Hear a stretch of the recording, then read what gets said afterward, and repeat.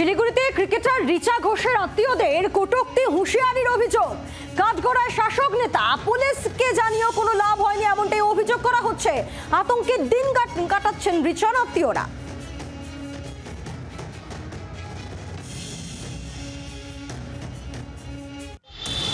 শিলিগুড়ির দীর্ঘদিনের বাসিন্দা সুবিমল ঘোষ স্ত্রী ও 2 মেয়েকে নিয়ে শহরের সুভাষ পল্লীতে থাকেন। তিনি সম্পর্কে ভারতীয় ক্রিকেটার রিচা ঘোষের কাকা। বছর 3 আগে তাদের বাড়ির পাশেই একটি ওষুধের দোকান খোলেন স্থানীয় তৃণমূল নেতা ধীমান ঘোষ। সেই থেকেই সমস্যা শুরু। অভিযোগ, প্রায় প্রতিদিনই রাস্তার উপরে মদের আসর বসান ওষুধের দোকানের কর্মীরা। রাত ভর চলে আড্ডা।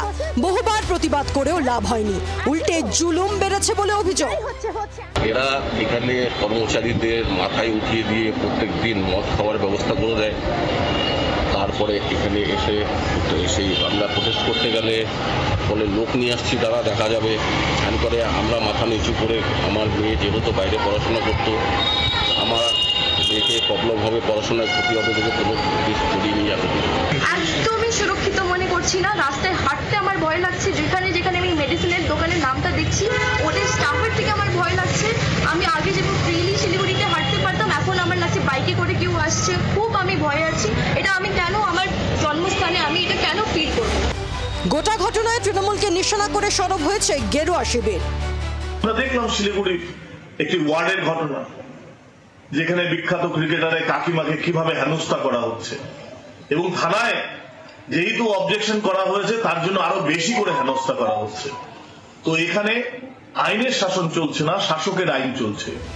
তৃণমূল নেতা ধীমানের বিরুদ্ধে অভিযোগ জানিয়ে মেয়র গৌতম দেবের দ্বারস্থ হয়েছেন রিচা ঘোষের আত্মীয়রা।